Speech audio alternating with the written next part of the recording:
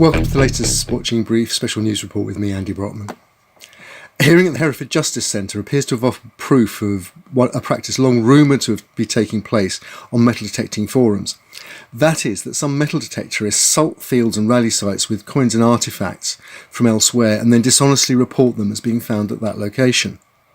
The case relates to 64-year-old Michael Jones of Rees Street, Port Talbot in Wales, who appeared before Hereford magistrates on March the 11th, accused of a single count of fraud by false representation. Mr Jones entered a plea of not guilty at an earlier hearing. The magistrates heard that Mr Jones had purchased silver denier coins minted by the Crusader Kingdom of Antioch between 1163 and 1201 from the auction site eBay for £200. He was then alleged to have buried the coins at a field in Oakcroft Farm in Titley, Herefordshire, where one of the many unregulated and unmonitored metal detecting rallies which take place almost daily in the UK was due to take place. Mr Jones is then alleged to have discovered the coins during a rally which was held by the KC Rallies Club in July 2021.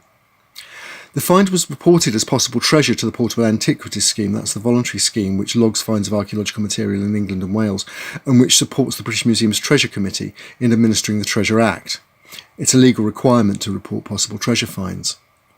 Had the dishonesty not been revealed, Mr Jones and the landowner could have been awarded the commercial value of the find, split 50-50.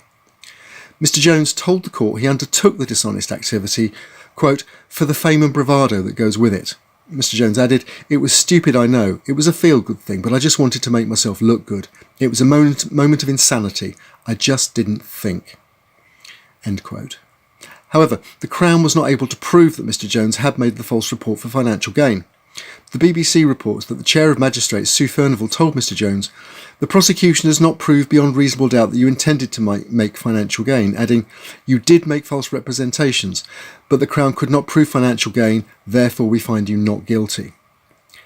Informing the court of the significance of the find had it been genuine, archaeologist Peter Reeville, who at the time of Mr Jones' activity was the find's liaison officer for the area reporting to the Portable Antiquities Scheme, commented, quote, "They would have potentially altered the history of Herefordshire.